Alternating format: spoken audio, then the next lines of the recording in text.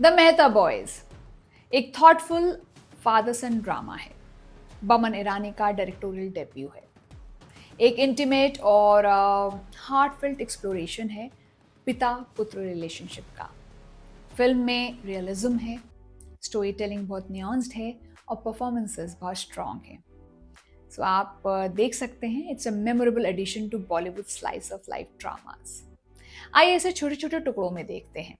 Story telling, acting, direction और camera work, जिससे कि आप जान जाएं कि आप इस फिल्म से क्या एक्सपेक्ट कर सकते हैं। स्टोरी लाइन की बात करते हैं।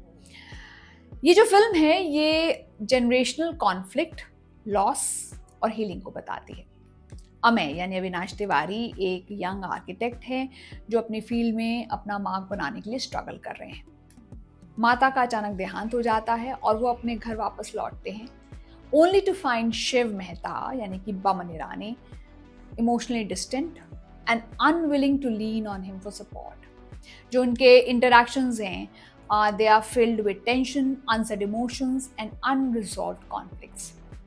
अमय की बहन अनु वो दोनों के बीच में एक ब्रिज बनने का कोशिश करती है और सजेस्ट करती है कि उनके पिता उस लड़की के साथ जिसका अपना परिवार यूएस में मूव कर जाएं, शिफ्ट कर जाएं। पर शिव रेजिस्ट करते हैं। वो अपनी इंडिपेंडेंस चाहते हैं और इस बात को स्वीकार एक्नॉलेज नहीं करना चाहते कि उम्र के साथ वो वल्नरेबल होते चले जा रहे हैं।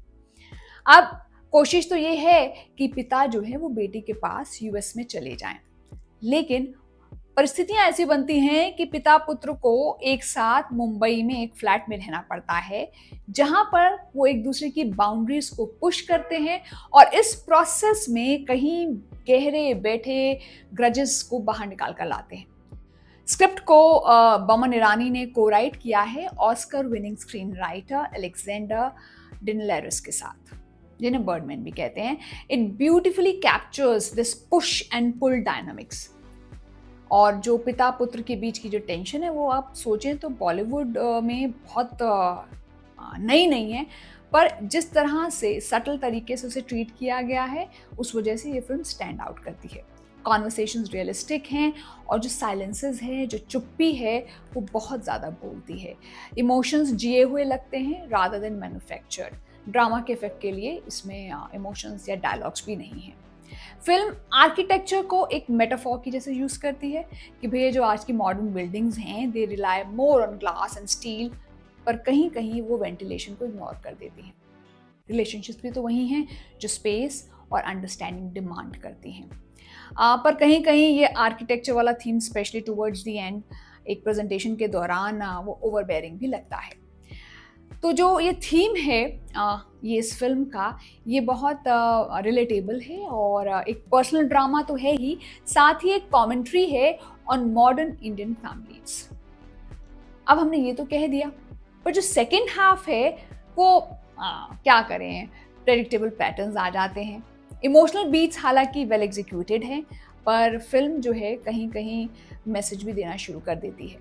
क्लाइमैक्स इफेक्टिव है, आपको वो ऐसा लगता है कि गट में आपको कोई घुसा मारा वैसा एंड नहीं मिलेगा, पर हाँ वो टच ज़रूर करता है और असली लगता है।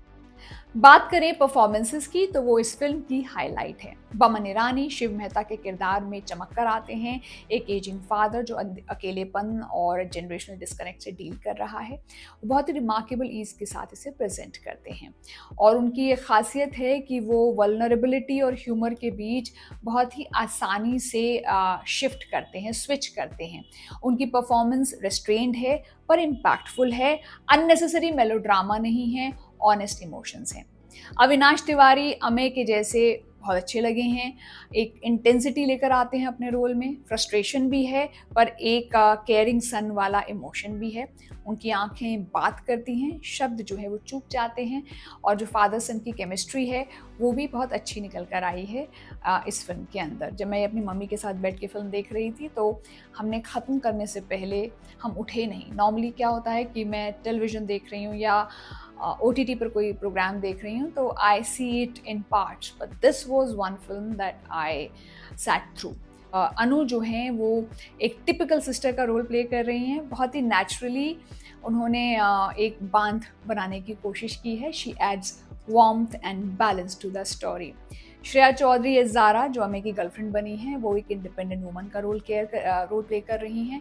वो उनकी परवाह करती हैं, फ्रस्ट्रेशन भी है, पर इमोशनली वो जुड़ी हुई दिखती हैं और वो पूरी कोशिश करती हैं कि वो उस पिता पुत्र को और ज़्यादा नज़दीक लेकर आएँ। सिद्धार्थ बासु अमे के बॉस बने हैं and he delivers a polished performance, adding a layer of wisdom and professionalism to the film's work related subplot, direction और स्क्रीन प्ले। और डेब्यू फिल्म के हिसाब से बमन ईरानी ने एक इम्प्रेसिव काम किया है।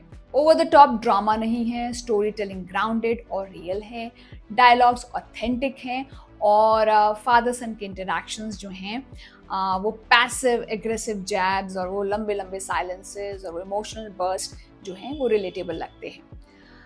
ये सब कहने के बाद फिल्म में कहीं कहीं कुछ मोमेंट्स थोड़े से थिएट्रिकल भी हैं और पर लबोलुबाब ये फिल्म आपके दिल को छू कर जाती है। मुझे तो पसंद आई, पर हाँ कुछ सीन्स ऐसे थे जो कि ट्रिम हो सकते थे, टाइटर पेस हो सकती थी, कहीं कहीं ढीली हो जाती है, खिंचती है फिल्म। पर essence of Indian family dynamics उसे जो कैप्चर किया है वो कमेंडेबल है। छोटी छोटी डिटेल्स को देखा गया है, चाहे वो पिता कहते हैं कि मैं अपना खाना खुद बनाऊंगा और पिता अपने बेटे के काम में दखल अंदाजी करते हैं, अपना नज़रिया देते हैं आर्किटेक्चर के ऊपर, नक्शे बनाने के ऊपर। सिनेमेटोग्राफी और विजुअल्स की अगर हम यहाँ पर बात करें तो वो अच्छी निकल कर आई है, सटल है और फिल्म की जो टोन है उसे कॉम्प्लीमेंट करती है। मुंबई का जो फ्लैट दिखाया है वो थोड़ा सा ड्रीमी ज़रूर है, पर वो इमोशंस के साथ जाता है। कैमरा मूवमेंट्स सटल हैं पर इफ़ेक्टिव हैं और अविनाश तिवारी के क्लोजअप शॉट्स जो हैं वो हमें मौका देते हैं उसके इंटरनल स्ट्रगल्स को देखने का, जीने का। जो फिज़िकल और इमोशनल डिस्टेंस है वो सामने नज़र आता है। सिंबॉलिज्म भी इस फिल्म में बहुत ही स्मार्टली यूज़ किया है। एक महिला की छवि दिखाई देती है जो कि लाल साड़ी पहनती है, सफ़ेद फूल लगाती है और जो माँ की एब्सेंस है वो उसमें दिखाई देती है। फिल्म में कोई गाने नहीं हैं पर बैकग्राउंड स्कोर जो है वो फिल्म की इमोशनल डेप्थ को जो है वो निकाल कर लेकर आता है। बहुत ओवर पावरिंग नहीं होता है, कहीं भी ड्रामेटिक या बहुत लाउड नहीं है। सो इसका बैकग्राउंड स्कोर भी अच्छा है। कहीं कहीं एम्बिएंट साउंड का इस्तेमाल किया गया है, जैसे घंटी का बजना, एक दूर ट्रेन जा रही है, ये फिल्म की इमर्सिव फील को निकाल कर लाता है। तो फिल्म की हाइलाइट्स क्या हुई, तो फिल्म की मैं आपको हाइलाइट्स बताती चलूँ, यानी वो चीज़ें जो फिल्म के अंदर अच्छी थी। सबसे पहले तो एक्टिंग परफॉर्मेंसेस सभी की बहुत अच्छी थी। बमन ईरानी और अविनाश तिवारी वो अच्छी परफॉर्मेंस डिलीवर कर रहे हैं। कहानी रिलेटेबल है, हर एक के पास ये इमोशन, ये एक्सपीरियंस होगा। तीसरा, सटल और intelligent story telling, spoon feed नहीं करती है इमोशंस को, आप बहुत ही आराम से देखते हैं। पर जो चीज़ मुझे लगी कि शायद बेहतर हो सकती थी वो ये था कि सेकेंड हाफ थोड़ा सा कहीं कहीं प्रेडिक्टेबल हो जाता है। हालांकि जर्नी जो है वो बहुत अच्छी है और रेजोल्यूशन फ्री एंड है फिल्म का। कुछ एक जगह जैसे मैंने आपको पहले बोला कि आर्किटेक्चर से जो मेटाफोर लिया गया है वो कहीं कहीं ओवरबेयरिंग लगता है। पेसिंग जो है वो थोड़ी सी टाइट हो सकती थी। एक रिफ्रेशिंग चेंज है बॉलीवुड की वो जो यूजुअल मेलोड्रामेटिक फिल्म ड्रामा से, या तो बहुत मेलोड्रामा है, सॉन्ग या डांस है, या फिर बहुत क्रूर लैंग्वेज और खून खराबा है। उस सब से हटकर ये फिल्म आपके दिल को छूती है। मुझे इस फिल्म को देखने के बाद थ्री ऑफ अस याद आ गई, जो last year I think last year December 2023 में रिलीज़ हुई थी। तो मेरी तरफ से ओवरऑल स्टोरी टेलिंग के लिए इस फिल्म मेहता बॉयज़ को 5 में से 3.5 स्टार्स। अगर आपको हमारा चैनल कंटेंट पसंद आता है, do like it and subscribe to it. मैं मिलूंगी आपसे थोड़ा कैंडिड।